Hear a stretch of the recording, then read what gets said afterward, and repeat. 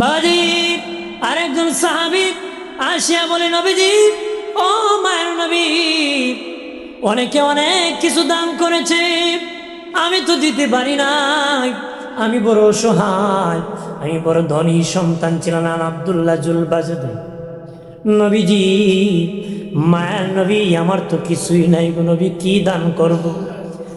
একদিন নবী দেখলি একটু লোক নিচের অংশ ঢাকানো আছে, একটু বাবাজি খুব শর্ট কাপড় পরে এসেছে। নবী বলেন, কে গো তুমি? আমার নাম আব্দুল্লাহ। কোন আব্দুল্লাহ? আমি অমুক দিন মুসলিম হয়েছি। নবী দেখি বলেন, রে বাবা আব্দুল্লাহ, তুমি না অনেক ধনী ঘরের সন্তান, আজকে কেন রে তোমার দেহের মধ্যে কাপড় নাই? কোন বিজি, আমি কালেমা পড়ে মুসলিম হওয়ার কারণে বাড়ি যখন গিয়েছি, আমার চাচা কয়, তুমি নাকি মোহাম্মদের দরবারে কালেমা পড়ে মুসলিম হয়েছ, তোমার বাবার সম্পত্তিকে জুদা করে দিব, হয়তো মোহাম্মদের দরবার ছাড়ো নতুবা সম্পদ ছাড়ো।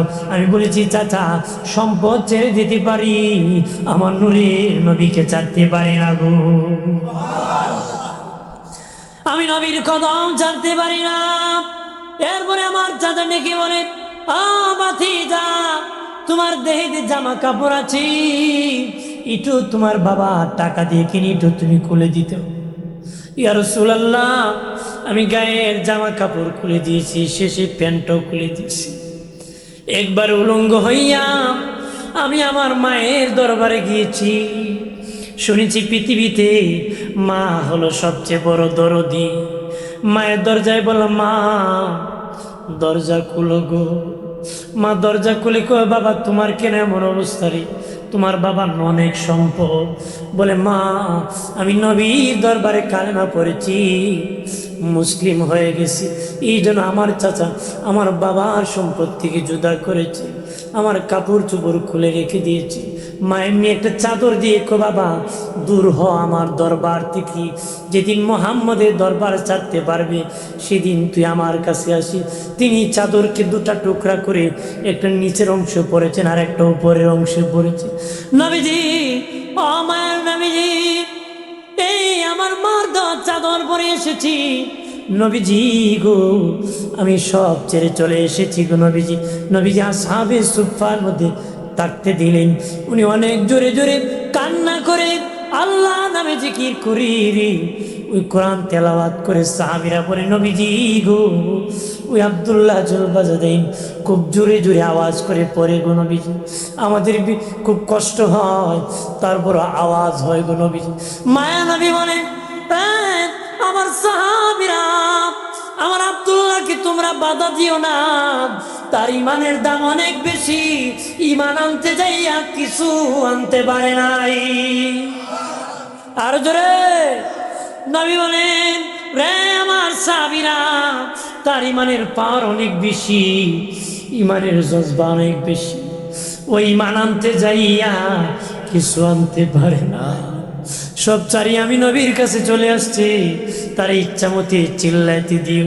তাবুকের যুদ্ধ যেদিন হয়ে যাবে, সাহাবীরা যখন তাবুকের যুদ্ধের জন্য দান দিতেছি, আব্দুল্লাহ জুলবাজাদাইন আসিয়া বলে, নবীজি আমার তো কিছু না, আমি আসহাবে সুফফার মধ্যে থাকি, নবী কি দিব? আমার জন্য দোয়া করেন, আমি যেন এই ময়দানে শহীদ হতে পারি, ওই যুদ্ধে শহীদ হতে পারি, শহীদ হতে পারি। নবী দোয়া করলেন। ওই যুদ্ধে গিয়েছেন, 1 মাস পর্যন্ত অপেক্ষা করেছেন, যুদ্ধ হয় নাই, চলে এসেছেন আসবেন, ওনার প্রচণ্ড জ্বর এসে গেল, জ্বর উঠে উনি ইন্তেকাল হয়ে গেলেন। সাহাবীরা দয়াল নবীর কাছে খবর দিলেন, নবীজি আপনার আব্দুল্লাহ জুলবাজাদাইন ইন্তেকাল হয়ে গেছে। নবীজি বাবাজি জানাজার ইমামতি করেছেন, নিজ হাতে কবরে নিজে নেমে কই, আমার আব্দুল্লাহ লাশ তোমরা আমার হাতে দিয়ে দাও। নবী রেখে কল্লা, আমি আমার আব্দুল্লাহর প্রতি খুশি, তুমি আল্লাহ আমার আব্দুল্লাহর প্রতি খুশি হয়ে যাও। প্রাণের আল্লাহ রে কোথায় গেলে পাবো তোমারে, প্রাণের মাওলা রে কেমনে ডাকিলে বন্দী হইলাম শয়তানের জালে, দিন কাটাইলাম হেলে দোলে। বন্দী হইলাম শয়তানের জালে, দিন কাটাইলাম হেলে দোলে।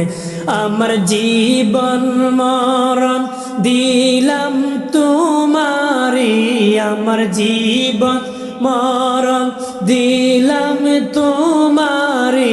প্রাণের আল্লাহরে কোথায় গেলে পাবো তোমারে, প্রাণের মাওলারে কেমনে ডাকিলে পাবো তোমারে। আল্লাহুম্মা সাল্লি আলা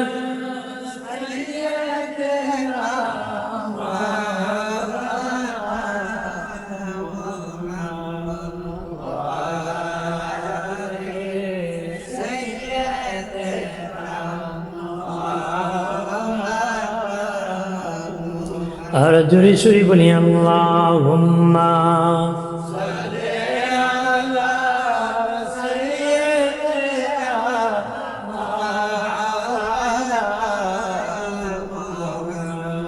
আলা আলি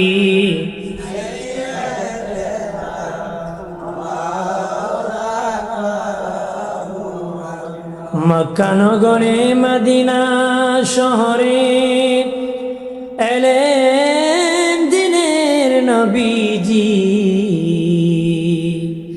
ইসলাম প্রচার করে নবী, শুয়ে রইলেন মদিনায়। আল্লাহ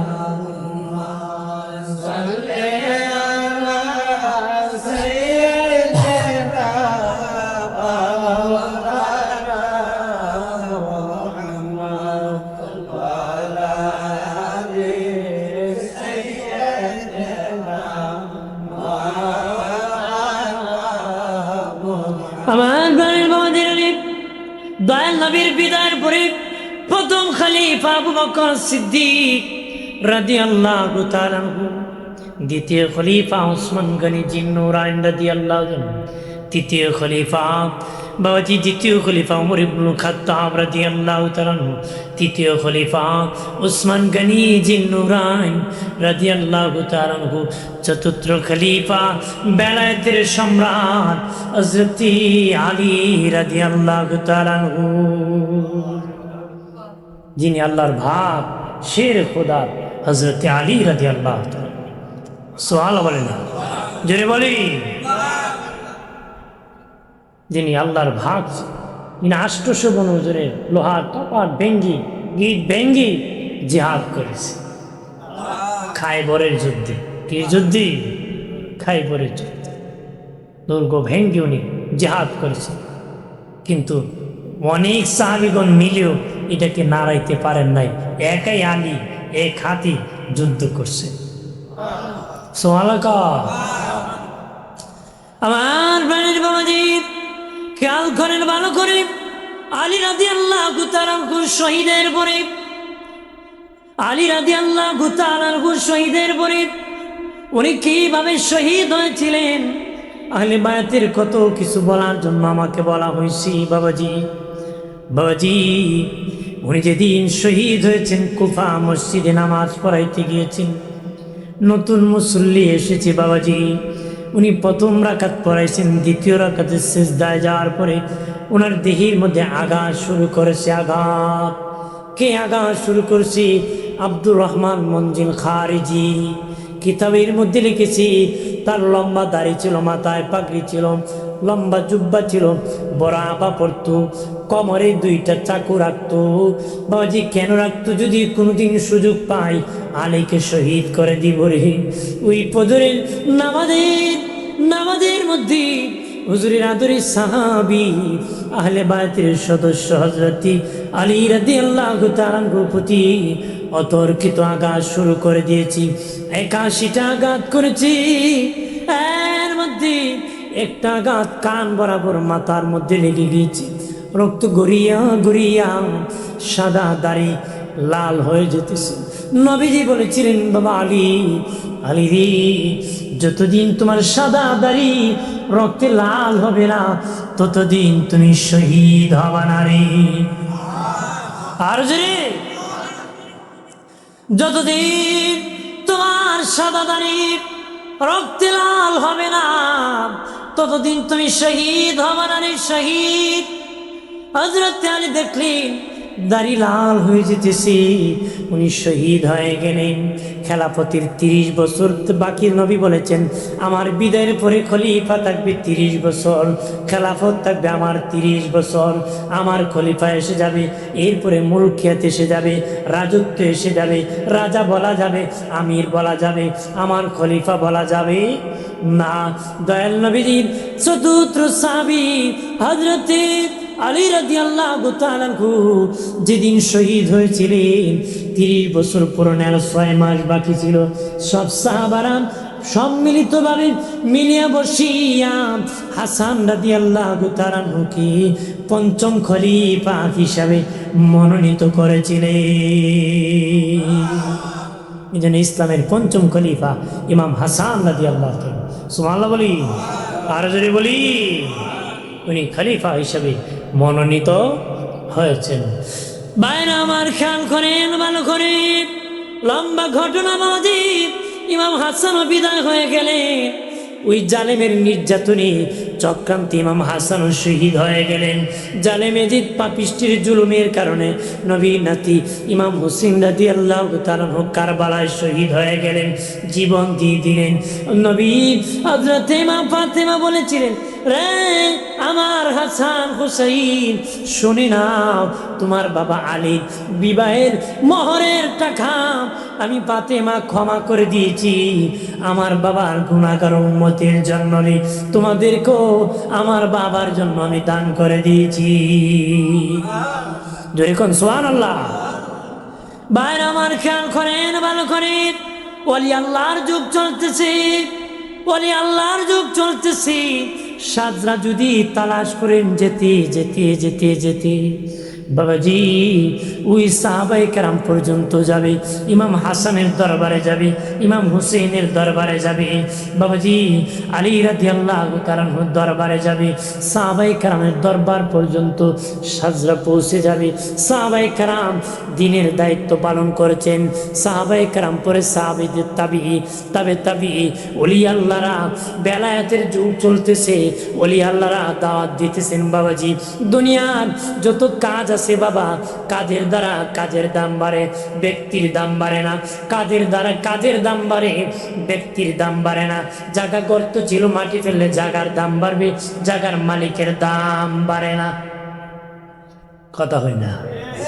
জায়গার মালিকের চেয়ারম্যান বানালি কোনো না, তবু তোমার জায়গা তো এখন মূল্য বেড়ে গেছে, তুমি এখন ইউপির চেয়ারম্যান হয়ে যাবে। ভাইরা আমার, মিস্ত্রি বিল্ডিং বানান, যত বেশি সুন্দর করে বানাবে বিল্ডিং এর দাম বাড়বে। মিস্ত্রির কি পরিকল্পনা মন্ত্রী কেউ বানাবে না। কথা হয় না? ব্যক্তির দাম বাড়ে নাই, তার কাজের দাম বেড়েছে। মুসি সাহেব জুতা বানায় বাবা, জুতা বেশি যত শ্রম দিবি গো জুতার দাম বাড়বে। মুসির দাম বাড়ে না, জুতার দাম বাড়ে। কাজের দ্বারা কাজের দাম বাড়ে, ব্যক্তির দাম বাড়ে না। তবে একটা কাজ আছে গো, ওই কাজের দ্বারা ব্যক্তির দাম বাড়ে। এটা আল্লাহর ইবাদত, গোলামি। যে যত বেশি করে সে ওলি আল্লাহ হয়ে যায়, তার দাম বেড়ে যায়। তার দরবারে মানুষ দৌড়ায়, তার পাশে নামাজ পড়ার জন্য দৌড়ায়, তার কাছে দোয়া নেওয়ার জন্য মানুষ দৌড়ায়। এটা ইবাদতের দ্বারা, ওই কাজের দ্বারা তার দাম বেড়ে গেছে। আর জোরে বলি, ভাইরা আমার খেয়াল করেন, সৎসঙ্গে স্বর্গবাস, অসৎসঙ্গে সর্বনাশ। আদবে আউলিয়া, বেয়াদবে দেউলিয়া। আল্লাহ কো বেয়াদবের জায়গা আমার জান্নাতে নাই। বেয়াদবকে চিরতরে আল্লাহ জান্নাত থেকে বের করে দিয়েছি। ওলি আল্লাহরা আদবের দরবার, সুফির দরবার, আদর্শের দরবার, জান্নাতি হওয়ার দরবার। নামাজ পড়তে হবে, রোজা রাখতে হবে, পর্দা করতে হবে, মালিককে সেজদা করতে হবে। ওলি আল্লাহদের আনুগত্য ওলি আল্লাহদের সঙ্গ লাভ করতে হবে রে। সঙ্গ লাভ করলে ওলি আল্লাহ হয়ে যাবেন, ওলি আল্লাহ হয়ে যাবেন। বাবাজি, রোগ যদি বাবা কলবে হয়, মাথায় পিঠাইলে ভালো হবে না, পিঠে পিঠাইলে ভালো হবে না। চোর যদি চুরি করে, পুলিশে ধরে যদি জেলে নে, ডাকাত হয়ে বের হয়। কিও বাইর ডাকাত হয়ে বেরোয়। কারণ বেটা চুরি সবাব পিটাইলে ফুল জেলও গেলে কয় দেখছি জেল কিতা, এখন পাওয়ার পরে হে ডাকাতি যায় না, কথা হয় না, জোরে কর। কিন্তু অলি আল্লাহর দরবারে চোর আসলে অলিয়ে বের হয়। কইতেন না সুবহানাল্লাহ? যেরকম সুবহানাল্লাহ। অলি আল্লাহর দরবারে চোর ঢুকলে কি হয়? কুতুব হয়ে বের হয়। আর আমাদের জেলে চোরা ঢুকলে ডাকাতি বের হয়, কথা হয় না। একবার স্টেশনে শিখু উষ্টা খেয়া পাও কসকে মস্কে গেছে, আঁকাও স্টেশন তে ডাক্তারের কাছে গেছে। ডাক্তার কইছে মলম দিছে, কই লাগাইমু, কই যে জায়গায় উষ্টা খাইছে ওই জায়গায় লাগাই না। এবার 3 দিন পরে ডাক্তার কি মলম দিলে ভালো তো হইল না, লাগাইছে না, কই যে কষ্ট করে করে গিয়া গিয়া লাগাইছে। কই লাগাইছো? কই স্টেশনে শিখও লাগাইছে। কই লাগাইছে? আপনার কোন স্টেশনের শিখো কেমন পর্যন্ত মলম লাগাইলে পাও ভালো হইব? ঠিক রোগ হইছে কলবে, পিঠে আর মাথায় পিঠে জীবনে কোনোদিন ভালো হবে না। কলবের ডাক্তারের কাছে যেতে হবে, কথা বলেন ঠিক কিনা? কারণ লোহারে যদি লোহাই দেয় পিটান, এটা আরো মজবুত হয়। কামারের দোকানে লোহা পিঠাই দেখছেন? আমি দেখছি, 2 দিকে 2 লাই মারে। মারে যখন লোহায় কয় যেই সেই যেই, কথা হয় না, দেখছেন না আপনারা? 2 দিকে মারে, একদিকে বাড়ি দিলে কয় যেই, আরেক দিকে বাড়ি দিলে কয় সেই। মানে লোহায় কয় আমি আগের চেয়ে আরো যেই সেই, মানে আরো বেশি পিটানে মজবুত হয়। লোহা দিয়া লোহা পিটাইলে আরো মজবুত হয়। চোরের সাথে চোর গেলে ডাকাত হয়। বিড়িকুরের সঙ্গ লাভ করলে গাঞ্জাকুর হয়। বাবাজি, অলি আল্লাহর সঙ্গ লাভ করলে অলি হওয়া যায়, কথা বলেন না? বাপ ভালো তো বেটা ভালো, মা ভালো তো মেয়ে ভালো রে।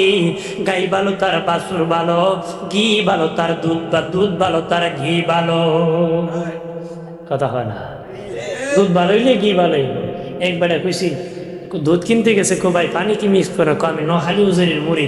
উজুরের কুসন দেখিস দুধের সাথে পানি মিক্স করিস না, তে মাপ দিয়ে দেখে 3 বার পানি 1 বার দুধ, 3 বার পানি করে। ভাই আগেরই কইলে আল্লাহর কসম আমি দুধের সাথে পানি মিক্স করি।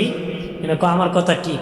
অন্য মানুষ দুধের সাথে পানি মিক্স করে, তার দুধ থাকবো 3 বার, পানি থাকবো 1 বার। আমি পানির সাথে দুধ মিশাইছি, এই জন্য 3 বার পানি 1 বার দুধ। কি কর? এই জন্য দুধ ভালো হইলে কি ভালো হবে? ক্ষেত ভালো হলে ফসল ভালো হবে। আপনি যদি ভালো হন, গাছ তোমার নাম কি? ফলে, জোরে কন ফলে। আমার বানের বাবাজি, সাহাবীরা কেমন, তাদের নবী কেমন, তাদের দিকে তাকাইলে বোঝা যেত। আল্লাহু আকবার বলে না? নবী বলেছেন চন্দ্রের পাশে তারকা যেমন মানায়, আমি রাসূলুল্লাহর পাশে আমার সাহাবীদেরকে মানায়। এই জন্য নবী বলেছেন আমার সাহাবীরা আকাশের তারার মতন। আল্লাহু আকবার বলে। দয়াল নবীর পাশে আমার নবীর সাহাবীদেরকে বড় মানাইতো। আমরা এমন আদর্শ হব বাবাজি, চরিত্র এমন ভাবে বানাবো, অলি আল্লাহর দরবারে যাব, নেকি করবো রে।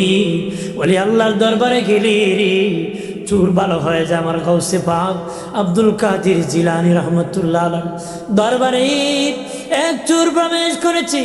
ও বাবাজি, 2 চোর বের হয়েছে বাবাজি, অনেক চোর বের হয়েছে চুরি করার জন্য রে, চুরি করার জন্য বের হয়েছে রে, চুরি করার জন্য বের হয়েছে বাবাজি। মাঝে মধ্যে স্ত্রীর স্বামী কিন্তু ঝগড়া হয়। স্বামী স্ত্রী স্বামীকে বলে তুমি কি মুরিদ হইবা না, তুমি কি তওবা করবা না? একবার তার বিবির সাথে ঝগড়া লেগে কই ঠিক আছে, আজকে মুরিদ না হয়ে তোর কাছে আসবো না রে, মুরিদ না হয়ে আসবো না। বেড়ে বেরিয়েছে জেরে ফাইমি এর কাছে মুড়ি দিব। দেখে কয়েকজন লোক বেড়াতে ডাক দিছে, মারছে দৌড়, মারছে কি দৌড় মারছে। ওর হইল সু। 3 জন যদি তাকে, এক লোক তো 3 জনের পিছিয়ে যেতে পারবে না, একজনের পাশনে পাশনে গেছে। এক লোককে ধরছে, পরে আমার মুরিদ করে ভাই কোন তুমি এখানে বসো, আমি আয়। পলিসি করছে একে, তুমি বসো আমি আয়। চুরি করতে করতে যাইতে যেতে গাউসে পাক আব্দুল কাদির জিলানী রহমতুল্লাহ বড় পিসাবের বাড়িতে ঢুকে ওনার বাড়িতে মানুষকে কি মেহমানদারি করায় না জানি কি কত দামি দামি সম্পদ আছে চুরি করতে গেছে। আমার গাউসে পাকের দরবারে চলে গেছে। বাবাজি বলি আল্লাহর দরবারে ঢুকা যায়, বের হওয়া কঠিন, কথা কনা। যখন ঢুকে গেছে ও বাবাজি, হযরতে খাজির আলাইহিস সালাম গাউসে পাককে আসিয়া বলে, গো গাউসে পাক, অমুক শহরের কুতুব মারা গেছে গো, শহরের কুতুব ছাড়া শহর টিকে না, শহর ধ্বংস হয়ে যায়। বাংলার জমিনে শহরের মধ্যে কত পাপ হয়, ঢাকা শহরে কত জেনা হইতেছে, কিন্তু বাবা শহর ধ্বংস হয় না রে। যদি আল্লাহর কুতুব এই শহরে কিনারায় জিকির না করতো, কবুদিন আগে শহর ধ্বংস হয়ে যেত রে। হোটেলের মধ্যে পাপ করতেছি, আল্লাহর কুতুব রাস্তায় দাঁড়াইয়া আল্লাহ আল্লাহ জিকির করতেছি, ওই শহর কুতুবের দ্বারা আমার আল্লাহর শহর ঠিকায় রাখি। আল্লাহু আকবার বলে না। হযরত খিজির আলাইহিস সালাম ডেকে বলে, ও আব্দুল কাদের জিলানী, অমুক শহরের কুতুব মারা গেছে, তাড়াতাড়ি করে আপনার খলিফার থেকে একজন কুতুব দিয়ে দিন। আমার গাউসে পাক ডেকে বলি, আমার মুরিদ তো সবাই যার যার বাড়িতে আছে, এখন তো আমার পাশে কেউ নাই, কাকে দিব? দেরি করলে চলবি না, তাড়াতাড়ি করু, তাড়াতাড়ি যেতে হবে। আমার গাউসে পাক দেখে বলে, রে খাদিম, যা যা, আমার ওই খাটির নিচে দিক একটা লোক বসে আছে, তাকে ধরে আনিয়া আমার দরবারে হাজির কর। সুবহানাল্লাহ কর। এবার হলো সূরা, বেটা এবার হলো কি সূরা। ধরে আনছে, তখন গাউসে পাক তাকাইছি, সাথে সাথে ওলি হয়ে গেছে। আরো জোরে বলি, আমার গাউসে পাক তাকাইছি, সাথে সাথে কুতুব বানায়া দিছে। আল্লাহু আকবার বলে না। বাজি চাওয়ার মধ্যে বদ নজর, ভালো নজর, কথা হয় না। নজর কিন্তু ভালো আছে, মন্দ আছে। বেচারা কো আমার লাউ জ্বালাই লিছি, কেমনে জ্বলছি, কমুক বাইসারে চাইছি, বদ নজর, কথা হয় না। আমার গাবি দুধ দিত, এখন দেয় না, লাতি মারে, কমুকে দেখছে, মানে বদ নজর লাগছে। আবার নেক নজরে আপনার কোন তাকাইলে যদি ফসল নষ্ট হয়, তাকাইলে যদি বেচারার পেট খারাপ হয়, তাকাইলে যদি গরুর দুধ দেওয়া বন্ধ হয়, তাহলে ওলি আল্লাহ তাকাইলে খারাপ ভালো হতে পারে, কথা বলেন না। তাকাইলে ভালো হতে পারে কি না? পারে বাবাজি, পারে। এক আল্লাহর ওলি পানির মধ্যে ফু দিছে, এক বেচারা কোজ লবণও দিলেন না, চিনিও দিলেন না, এটা কি খাব, এটা কি এটার মধ্যে কি অ্যাকশন হইব? উনি তার একটা গালি মারছে, গালি দেওয়া মারতুই, হে বেটার চোখ মুখ লাল হয়ে গেছে। উনি তোমার তো আমি বাড়িও দিলাম না, কিলো দিলাম না, চোখ মুখ লাল হইল কেন? আমার দেহে গালি দিছেন, এটা আমার দেহে অ্যাকশন করছে। উনি গালি যদি দেহে অ্যাকশন করে, আল্লাহর কালামও পানিতে অ্যাকশন করে, কথা কনা। খারাপ যদি অ্যাকশন করে, ভালোটা করে কিনা? এক ব্যক্তি পানি নিয়ে যায়, এটা কি খাইতাম, বেটা ফুকুরও ফালাই দিছে, পালানো মারতে দিয়ে ফুকুরে আগুন ধরে দিচ্ছে। ফুকুরে কি এখন ফাগলে দৌড়ে কয়, ফুকুরে আগুন লাগছে রে। মানুষ কার ফাগল হওয়ার পর ফুকুরে আগুন লাগে, মানুষের দেখে টিকি ফুকুরে আগুন লাগছে। কই তুই কুই বিয়াদুরি করছ? কই একজন অলির কাছ থেকে পানি আনছিলাম, ভাবছি কি পানি দিয়েছি, ফেলে দিছিলাম। তাড়াতাড়ি যা, ওনার কাছ থেকে আবার পানি এনে যখন ফুকুরে দিছে, আগুন নিয়েছে। সুবহানাল্লাহ। আল্লাহর কালামের পবিত্র জবানের অ্যাকশন আছে কিনা? যেরকম আছে কিনা? আমার প্রাণের বাবাজি, আমার গাউসে পাক যখন তাকাইছে, ওই চোর বাবাজি আল্লাহর ওলি হয়ে গেছে। আল্লাহু আকবার বলেন না।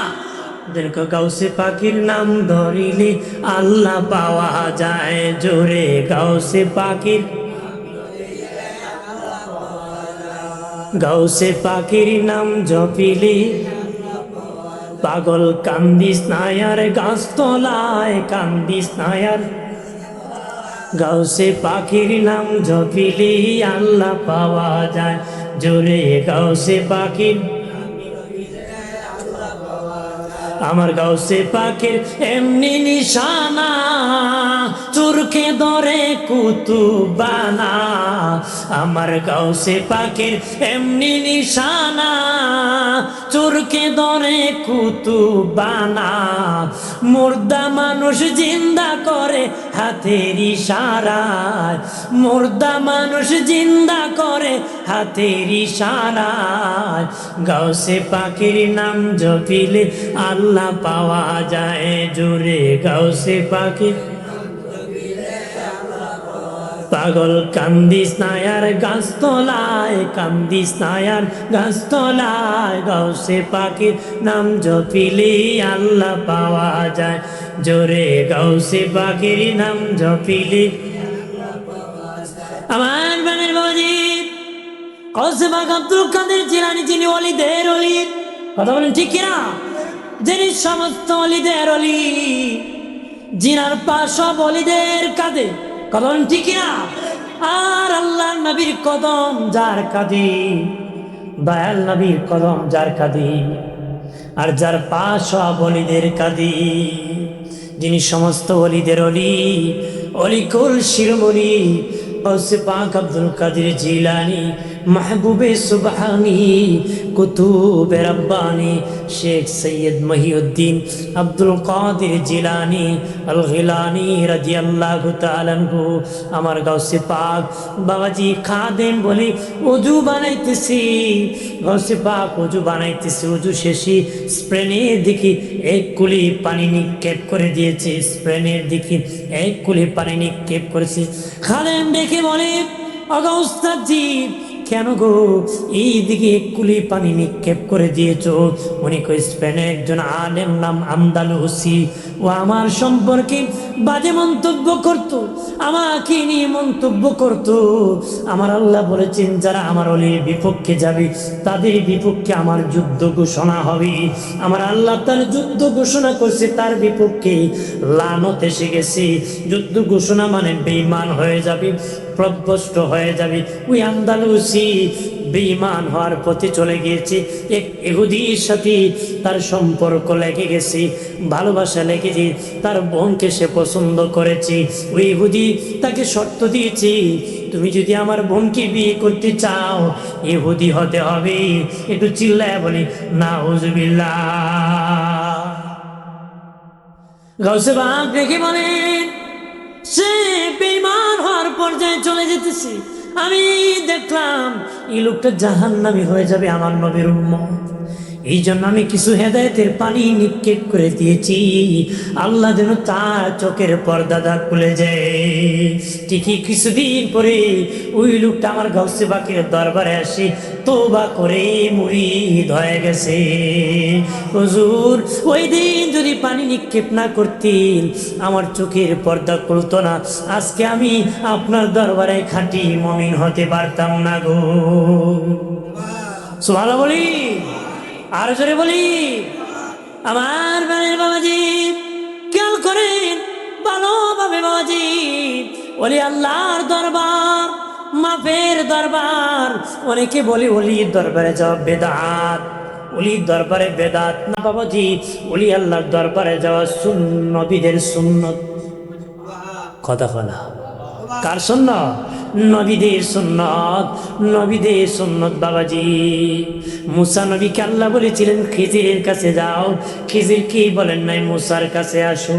খিজির হলেন ওলি, মুসা হলেন নবী।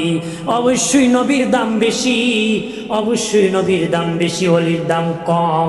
কিন্তু বাবাজি আমার আল্লাহ দলিল বানানোর জন্য নবীকে পাঠাইছি। ওলির বড় কাজ দলিল হবে না, নবীর ছোট্ট কাজটা দলিল হবে।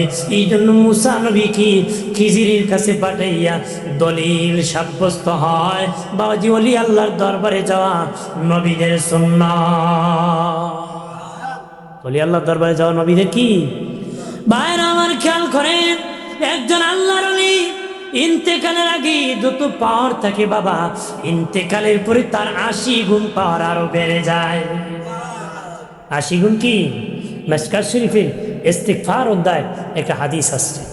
হাজিরিন অনেকে বলে ওলি আল্লাহর দরবারে যাওয়া যাবে না, যাওয়া লাগে না, যাওয়ার নিয়ত করেছে যেতে পারে নাই, আল্লাহ মাফ করে দিছে। সুবহানাল্লাহ। মিশকাতুল মাসাবির ইস্তিগফার অধ্যায় একটা হাদিস এসেছে, এক ব্যক্তি 99 খুন করেছে। 99 খুন করে এক ব্যক্তির কাছে যায় বলে, ভাই আমি 99টা খুন করেছি, আমার কি ক্ষমা হবে নি? বলে সর্বনাশ, 99 খুন করেছ, কেমনে রে তোকে আল্লাহ মাফ করবি? সে কতি গড় মিল রেখে লাভ নাই, 100 মিল করে ফেলি। ওই লোকটাকে সে হত্যা করেছে, নিরপরাধী লোকটাকে সে হত্যা করে 100টা খুন পূরণ করছে। আরো কিছুদিন পরে তার অনুভূতি হলো বাবাজি, সে একটু ভয় পেতে শুরু করলো। আহারে 99 খুন করেছি, শেষে একটা ভালো মানুষকে খুন করেছি, কি করতে পারি? এক লোকের কাছে যায় বলে, ভাই এইভাবে আমি খুন করেছি, অপরাধ। ওই লোকটা বলে, ওই এলাকায় একজন আল্লাহর ওলি আছে, তার কাছে গেলে ক্ষমার ব্যবস্থা হতে পারে। সে খলুসিয়াত ভাবে 1 লাখ নিয়ে ওলির দরবারে যাওয়ার জন্য নিয়ত করে রওনা করছে। সুবহানাল্লাহ কইবেন না? ওলি আল্লাহ যাওয়ার জন্য নিয়ত কি? নিয়ত করে। অনেকে নিয়ত করে যাওয়া শিরক, নিয়ত করে যাওয়া কি হারাম, নিয়ত করে যাওয়া কি? হাদিস হলো মসজিদের লাগাই দিছে মাজার। হাদিস হলো কি? হাদিস হলো বাবাজি, মক্কা মদিনার 3 মসজিদ ব্যতীত, মসজিদ নববী, মসজিদে হারাম, মসজিদে আকসা, 3 মসজিদ ব্যতীত বাকি দুনিয়ার কোন মসজিদে বেশি সওয়াবের উদ্দেশ্যে নিয়ত করা হারাম। এই হলো হারাম। এই হলো কি? ওই 3 মসজিদ ব্যতীত বাকি দুনিয়ার কোনো মসজিদে বেশি সওয়াবের উদ্দেশ্যে, যেমন এইখানে আপনার আখাউড়াতে যদি কই মসজিদে নামাজ না পড়ে আমি বাইতুল মুকাররমকে নামাজ পড়ব, বেশি সওয়াব হইব, এমন নিয়ত করা হারাম। এমন নিয়ত করা কি? ওই হাদিসই লাগাই দিছে, ভাই নিয়ত করা মাজারে যাওয়া হারাম। খুঁজটা কই লাগাই দেয়, কথা হয় না। ধোঁকাবাজি ছাড়া আর কিছু হতে পারে? নিয়ত ছাড়া বান্দা কোনো কাজই করতে পারে না। নিয়ত করে যদি হারাম হয়, বেয়া করবো কেমনি? বেটা ফটো পেয়ে এগুলো যাইতে খুললি তো, নিয়ত করে যাওয়া লাগবে। কতক্ষণ ঠিক কিনা? যদি বলেন ঠিক কিনা?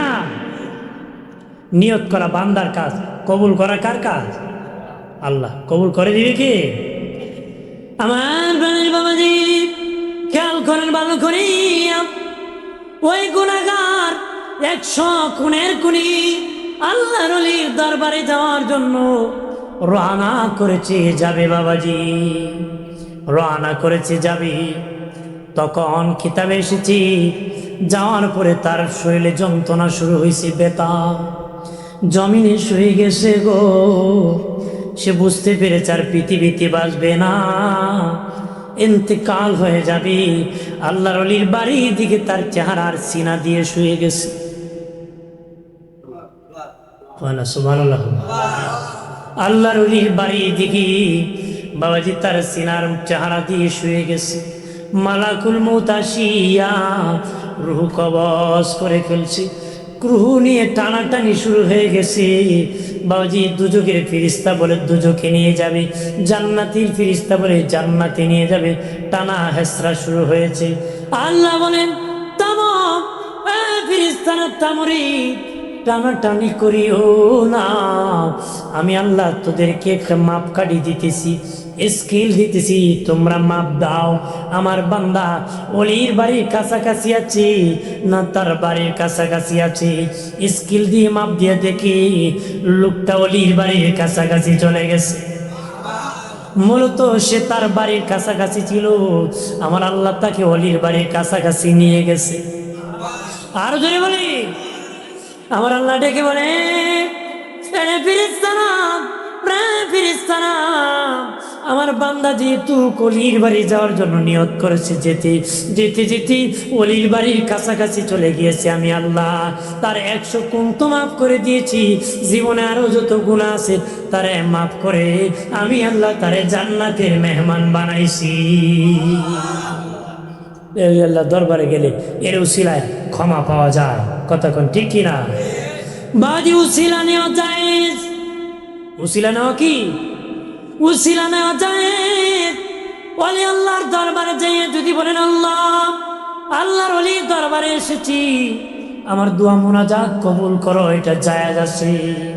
বুখারী শরীফের মধ্যে এসেছি, 3 বন্ধু রাস্তা দিয়ে যায়, যেতে যেতে হঠাৎ করে বৃষ্টি এসে যায়, আশ্রয় নেওয়ার মতন কোনো জায়গা নাই।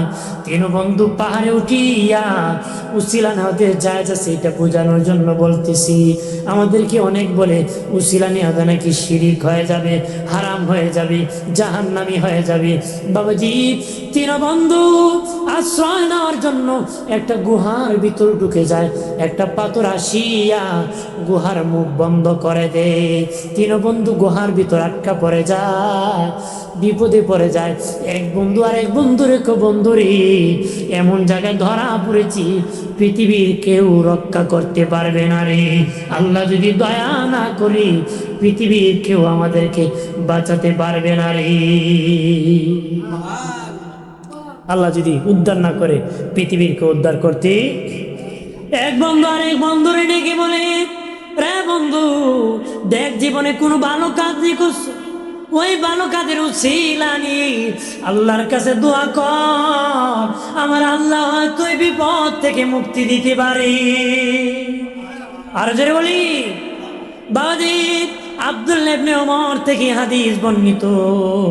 বাবাজি উনি বলেন, এক বন্ধু বলতেছে, আল্লাহ গো, ও আল্লাহ, আমি গরিব মানুষ, প্রতিদিন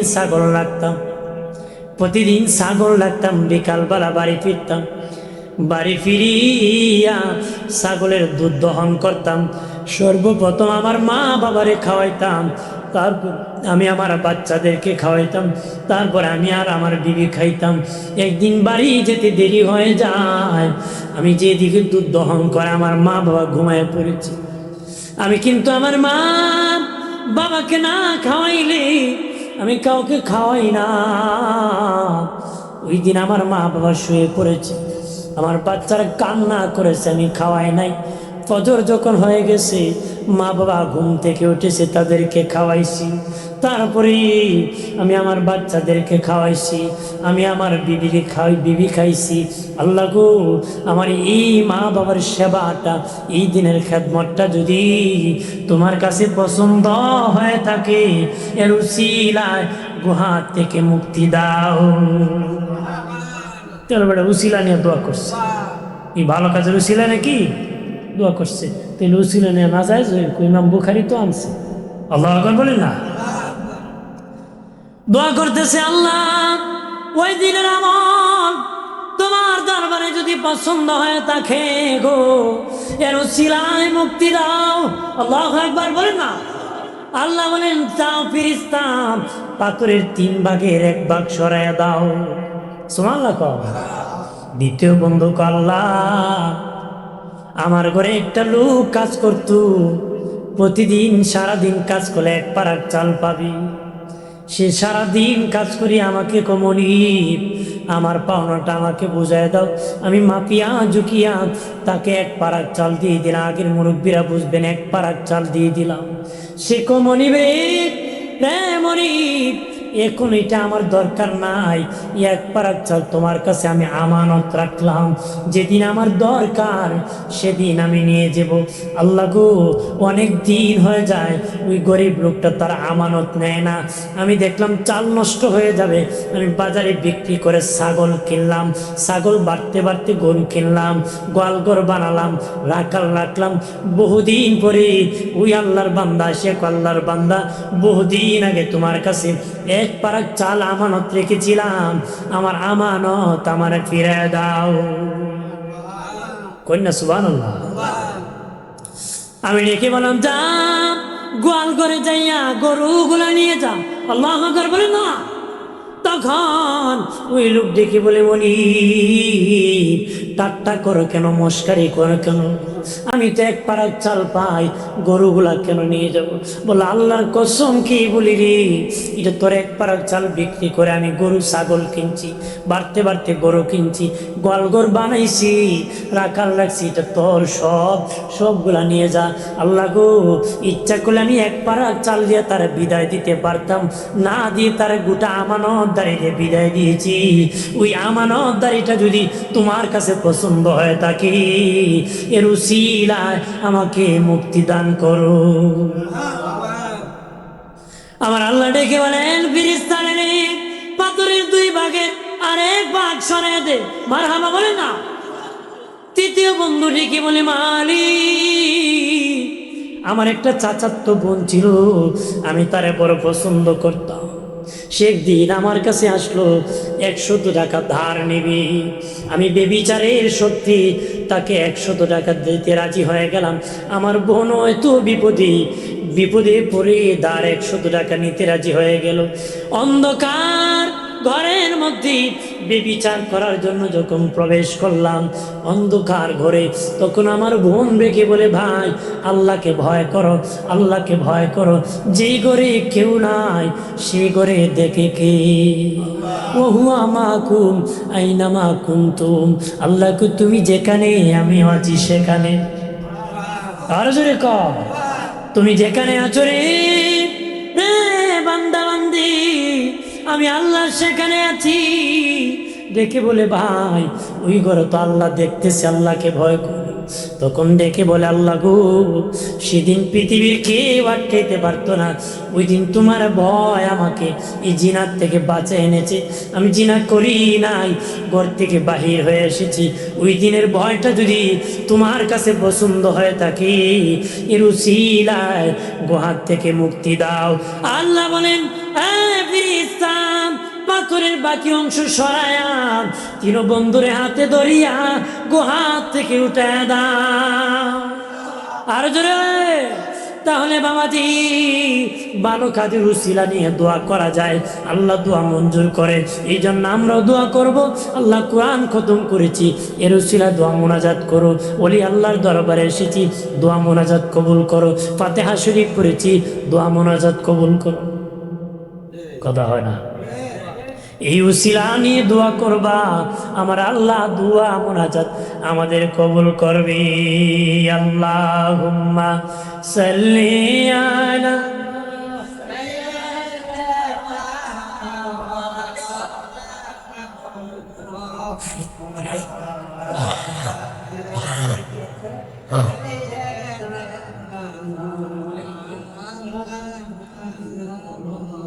আরে জোরে সুরে বলি, আল্লাহুম্মা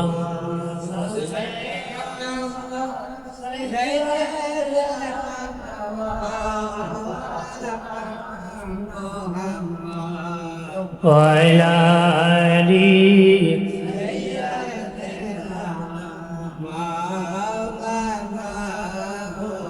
এ দুনিয়া বনে থাকবি, আমরা একদিন থাকবো না। যারে যারে কাঁদবি মন, কেউ না চাবি ফিরিয়া। আল্লাহ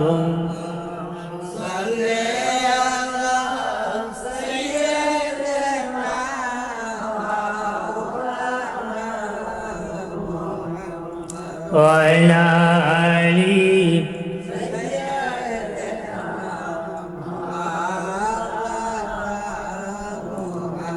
এই জন্য ভালো কাজ করতে ইবলিস মানুষকে বাধা দেয়। ইবলিস মানুষকে কি বাধা দেয়? ভালো কাজ করবেন ধোঁকা দিবে, খারাপ কাজ দিলে উৎসাহ দেয়। কতক্ষণ না, কারণ ভালোর পিছনে খারাপ আছে, কিন্তু খারাপের পিছনে খারাপ আছে নাকি? শয়তান ভালো মানুষের পিছনে ঘুরে। শয়তান ভালো মানুষের পিছনে কি? শয়তান চায় মানুষকে দোজখী বানাবে। মানুষ কি বানাবে? আল্লাহর ওলি জুনায়েদ বাগদাদী রাহমাতুল্লাহ আলাইহির দরবারে শয়তান এসেছিল বাবাজি, ইবলিস এসেছিল। আসিয়া বলে, ওকে জুনায়েদ বাগদাদী, আমারে কি আল্লাহ ক্ষমা করবে না রে? আসি কি কয়, ও জুনায়েদ বাগদাদী, আল্লাহ কি আমারে ক্ষমা করবো?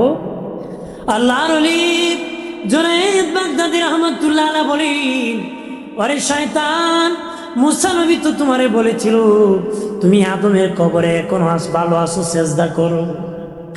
তুমি যদি আদমের কবরে সেজদা করতে পারো, তাহলে হয়তো আমার আল্লাহ তোমারে মাফ করে দিতে পারে। শয়তানে কয়, জুনায়েদ বাগদাদি, আমি ভাবছিলাম তুমি বুঝি বড় আলিম, তুমি রে আমার শিরিক শিখাও, তুমি কি শিখাও? শিরিক শিখাও। রে জুনায়েদ বাগদাদি, তুমি কি জানো না আল্লাহ ছাড়া কাউকে সিজদা করা যায় না?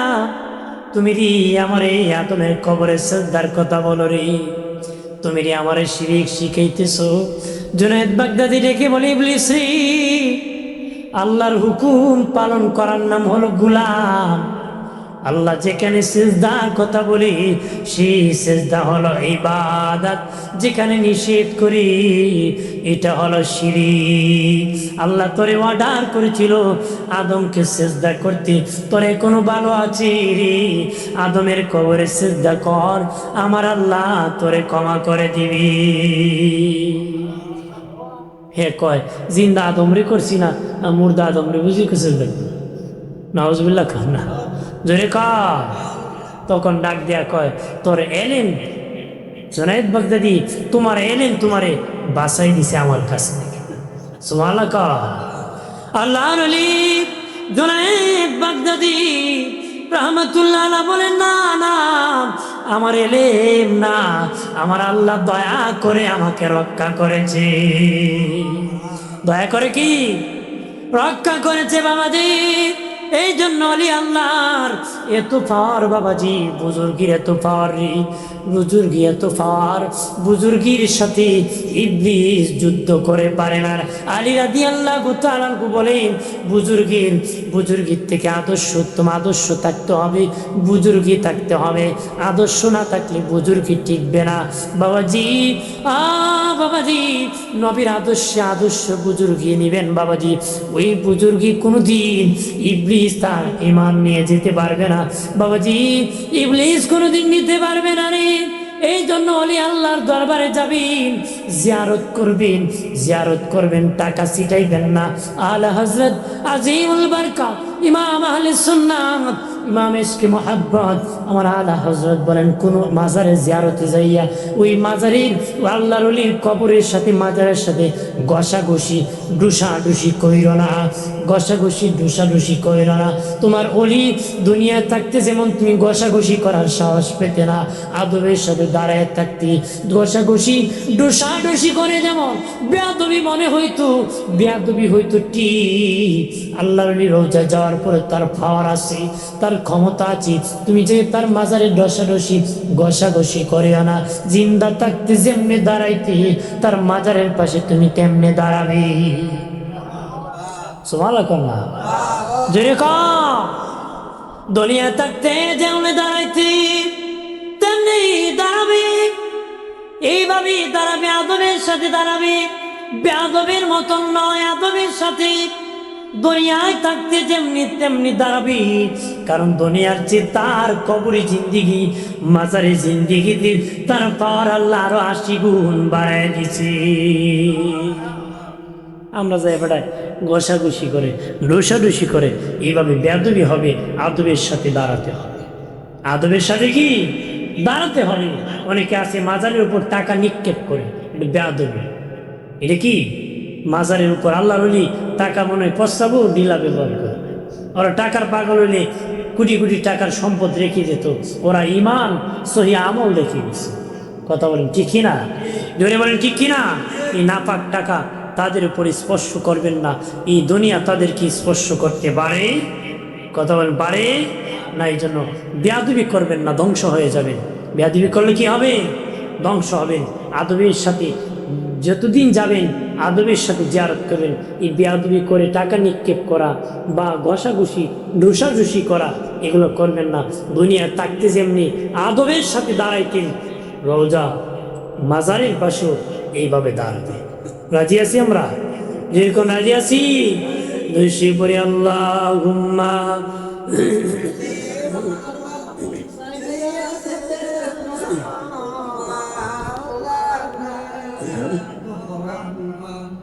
وعلى آله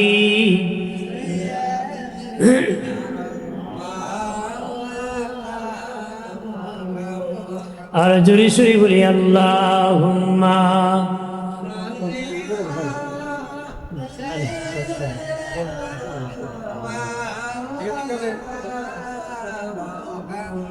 وعلى آله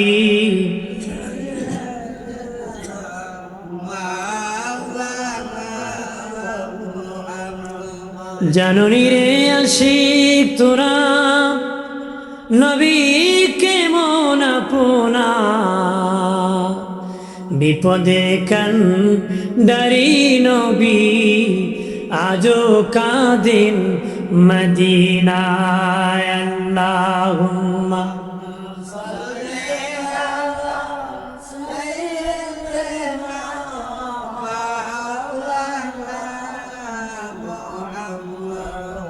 وعلى آله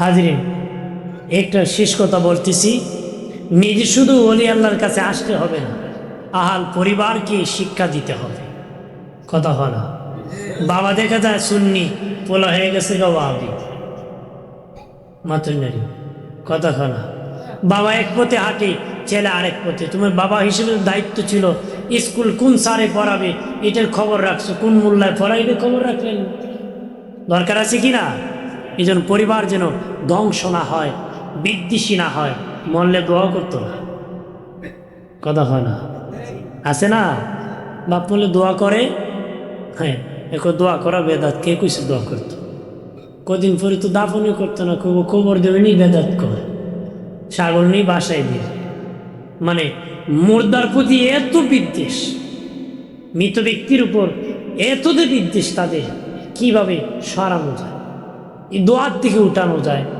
মানুষ চিন্নি করতো আগে এটার থেকে উঠানো যায় ওই দিন চিন্নি করলে তো মানুষে খাওয়াই পড়বো একবার বাবার নামে 5 লাখ এতিমখানা দিলে হে ক্ষেত্রে খেলি কথা হয় না জোরে বলে এই জন্য অলি আল্লাহরা মানুষের মাথায় বাড়ি দেওয়া শিখাইছে না মানুষের খাওয়ানো শিখাইছে অলি আল্লাহরা কি এই জন্য অলি আল্লাহ দরবারে গেলে মানুষ খায় অলি আল্লাহ দরবারে মানুষ কি খায় অলি আল্লাহরা মানুষের বাড়ি মানুষের মাথায় বাড়ি দেওয়া শিখাইছে না খাওয়ানোটাই শিখেছে কথা বলেন না জোরে বলেন খাওয়ানো বড় ইবাদত এই জন্য আমি বলবো সন্তানদেরকে আহালকে আহলে সুন্নাহ ওয়াল জামাতের প্রতি রাখবেন সহি পথে রাখবেন সহি আকীদার মধ্যে রাখবেন কেউ যেন পথভ্রষ্ট না হয় শরীয়ত বিদ্বেষী না হই আমরা শরীয়তের উপর যেন তাকি নেক আমল করি আল্লাহকে ডাকি রাজি আছি যেরকম রাজি আছি আমরা 5 ওয়াক্ত নামাজ পড়বো সুদ খাবো না ঘুষ খাবো না মিথ্যা মামলা করবো না মিথ্যা কথা বলবো না মিথ্যা সাক্ষী দিব না